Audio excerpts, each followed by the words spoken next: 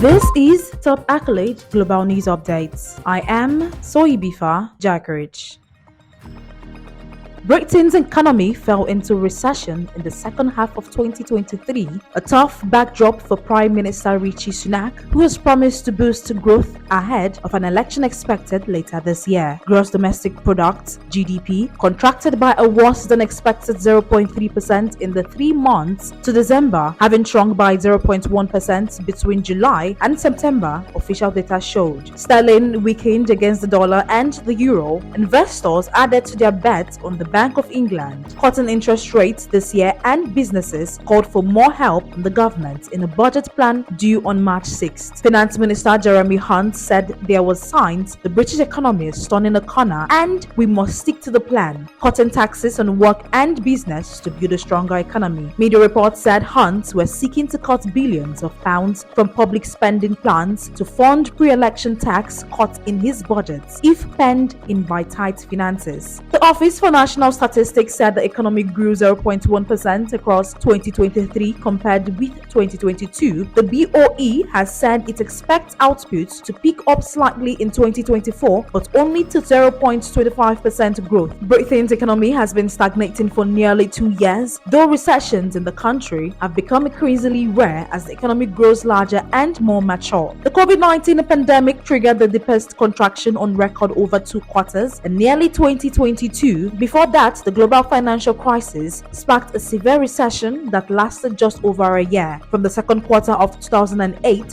through to the second quarter of 2009. Data on Wednesday showed inflation held at a lower than expected 4.0% in January, reviving talk among investors about a BOE rate cut as soon as June. But strong wage growth reported on Tuesday underscored why the Bank of England remains cautious. The fall in GDP in the fourth quarter was the biggest since the first 3 months of 2021, when Britain imposed new COVID-19 restrictions. Economic output fell by 0.1% in monthly terms in December after 0.2% growth in November.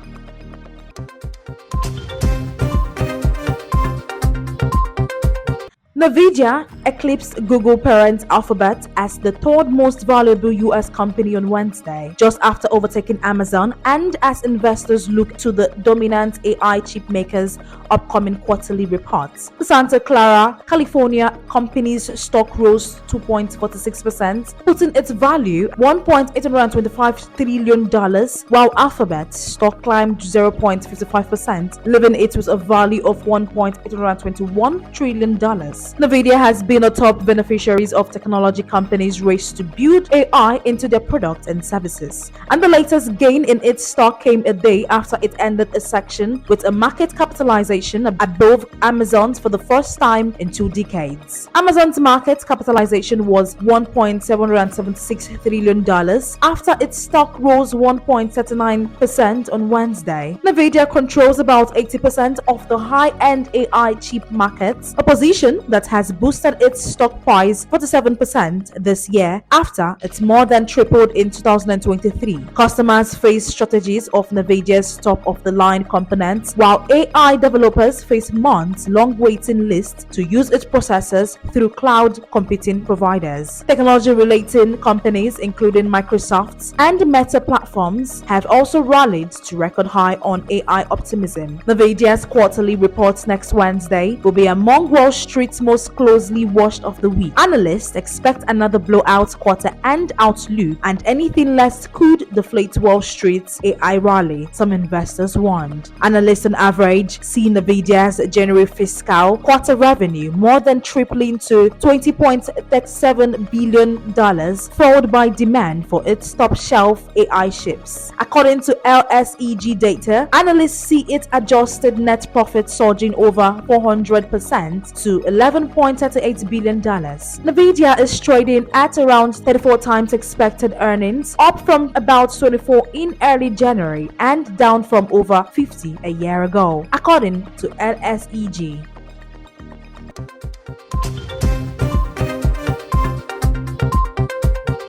special counsel prosecuting Donald Trump on federal charges involving the former president's efforts to overturn his 2020 election loss urged the U.S. Supreme Court on Wednesday to reject Trump's bid to further delay trial proceedings as he presses his claims on immunity. The nation has a compelling interest in seeing the charges brought to trial, Special Counsel Jack Smith said in his filing to the justices, adding that the public interest in a prompt trial is at its zenith where, as here, a former president is charged with conspiring to subvert the electoral process so that he could remain in office. Smith's filing responded to a request by Trump's lawyer on Monday to put on hold a decision by a three-judge panel of the U.S. Court of Appeals for the District of Columbia Circuit, rejecting the claim of presidential immunity from prosecution. If the justices do not immediately reject Trump's request, Smith asks that they take up the case and hear it on a fast-track basis. Smith said Trump's criminal charges reflect an alleged effort to perpetuate himself in power and prevent the lawful winner of the 2020 presidential election from taking office. The charged crime strikes at the heart of our democracy. Trump's lawyer asked the justices to halt the trial proceedings pending their bid for the full slate of judges on the D.C. circuit to reconsider the case and, if necessary, an appeal to the Supreme Court. Smith told the justices that granting such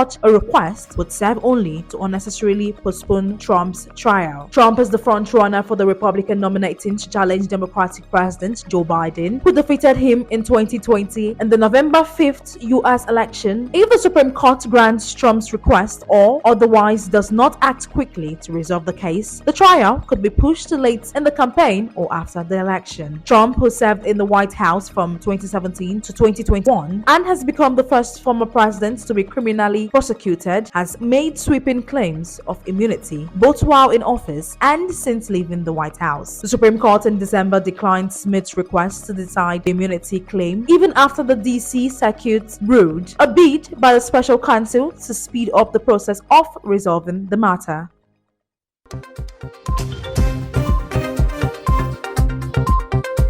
Putin said on Thursday it would supply thousands of more drones to Ukraine as part of its £200 million, that is $251 million drone package. In an international effort it is co-leading with Latvia. Together, the UK and Latvia will give Ukraine the capabilities it needs to defend itself and win this war. To ensure that Russian President Vladimir Putin fails in his illegal and barbaric ambitions, British Defense Secretary Grant Shapps said in a statement ahead of meetings with allies in Brussels and Munich this week.